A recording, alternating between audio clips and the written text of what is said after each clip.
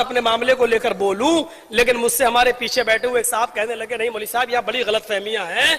तो अब गलतफहमियां जिसके अंदर है तो उसको तो हम दूर कर नहीं सकते, वो तो रहेंगी। लेकिन तसव्वुर कीजिए मेरे भाइयों कि इतनी जल्दी इंटरनेट का जमाना है, और मैं शुक्रगुजार हूं बनारस की जमात का, मैं शुक्रगुजार हूं वहां के लोगों का। यकीन कीजिए, एक शख्स से हमारी इटावा में राजनीतिक लड़ाई कह लो, सियासी लड़ाई कह लो, ये 10 साल से चली आ रही है। बदकिस्मती से वो भी मौलवी है। नाम लेने की जरूरत नहीं है, आप लोग समझ गए होंगे। और उसने अपना वो चोला बदलता रहता है। मऊ में भी आया था, उसको देवबंदी लोग बुलाते हैं तो वो देवबंदी बन जाता है, बरेलवी बुलाते हैं तो वो बरेलवी बन जाता है, शिया बुलाते हैं तो वो शिया बन जाता है। इटावा में जैनियों ने बुलाया तो वो जैनी भी बन गया, और यहां शिवलिंग बनते हैं वहां जाकर वो माथा भी टेक लेता है और वो टीका भी लगा लेता है। उसको पैसा चाहिए एनजीओ के नाम पर कि मैंने इतने गैर मुस्लिमों को मुसलमान किया, मेरा इतना बड़ा एनजीओ चल रहा है, इतना बड़ा मदरसा, जबकि सब झूठ है, सब फ्रॉड है। चूंकि मैं पूरे मगरबी यूपी का अमीर हूं, मैं उसको तस्दीक लिख कर नहीं देता हूं। मैं कहता हूं तुम्हारे पास 2 बच्चे जब मदरसे में नहीं पढ़ रहे तो मैं क्यों लिख कर दूं। तो वो 10 साल से ये दुश्मनी चली आ रही है कि ये मेरा बाहर चंदा नहीं होने देता है, जहां होता है वहां रोक देता है, और जब कोई तलाश करने आता है मेरा मामला तो ये कह देता है यहां कुछ नहीं।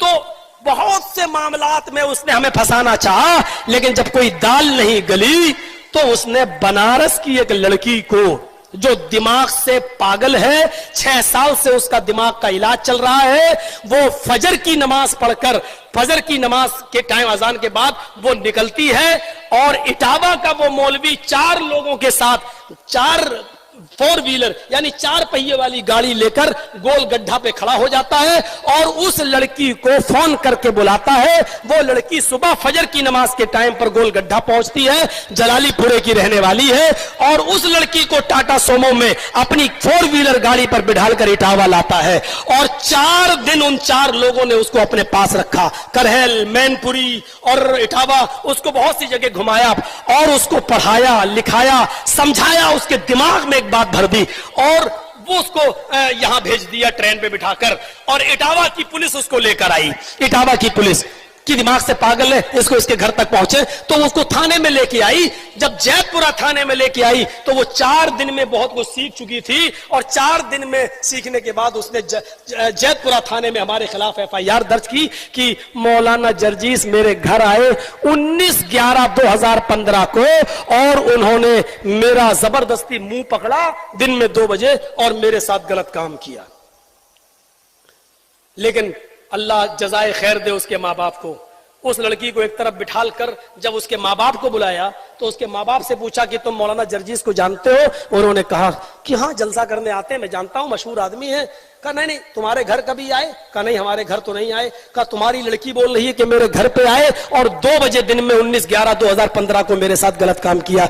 तो कहने लगे साहब वो तो दिमाग से पागल है, वो तो कई दिन घर से भाग जाती है और कई मर्तबा भागी है। अभी भी देखिए 4-6 दिन से गायब थी, और मैंने इसलिए FIR नहीं की कि वो तो उसकी आदत है चली जाने की। हम मौलाना जर्जीस को बिल्कुल बेकसूर मानते हैं, वो हमारे घर कभी नहीं आए। ये बाकायदा चार्जशीट पर पुलिस ने लिखा है। लेकिन लड़की के दिमाग में भर दिया या पैसा दे दिया उसको इतना। अब वो लड़की का जब 164 का बयान हुआ, कलम बंद बयान जिसको बोलते हैं, उसमें उस लड़की ने 15 दिन के बाद दूसरा बयान दिया।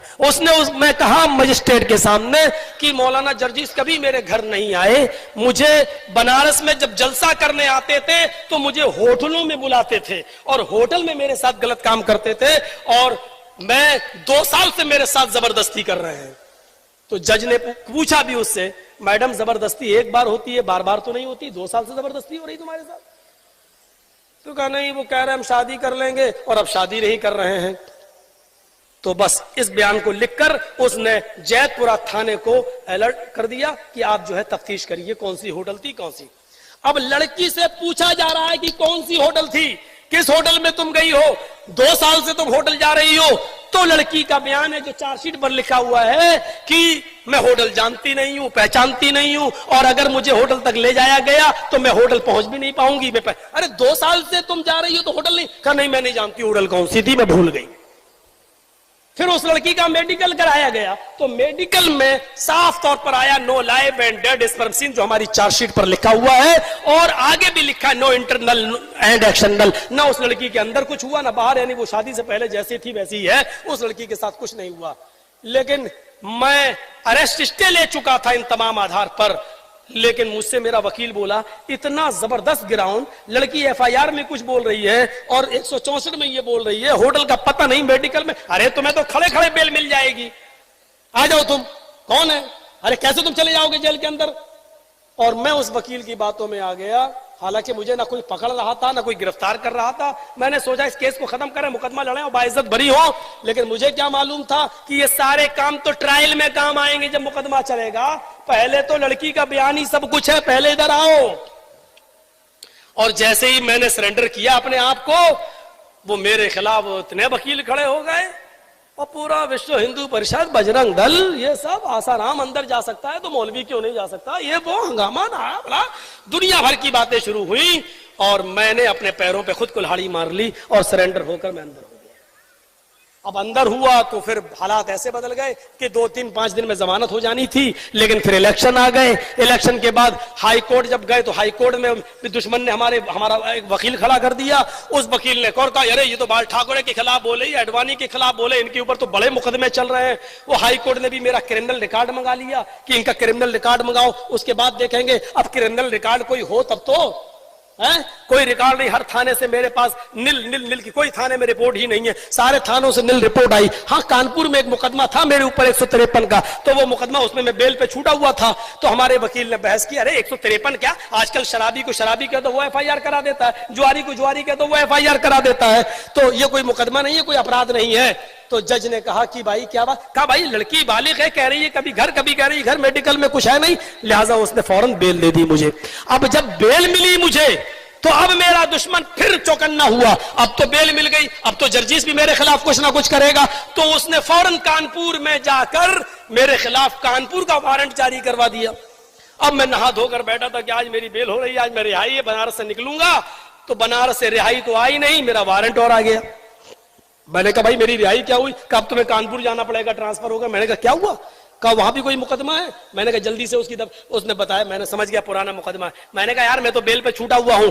बोले अब यहां से आपको ट्रांसफर किया जाएगा। तो अब मुझे वहां ले जाया गया, बनारस की पुलिस हमको लेके वहां पहुंची, लेकिन वहां मैं बस खड़े ही खड़े मैं छूट गया। उसने कहा कि आप तारीख पे क्यों नहीं आए? मैंने कहा मैडम मैं जेल में था, मैं कैसे आता 4 महीने। तो आपके वकील को आप एप्लीकेशन लगाना चाहिए।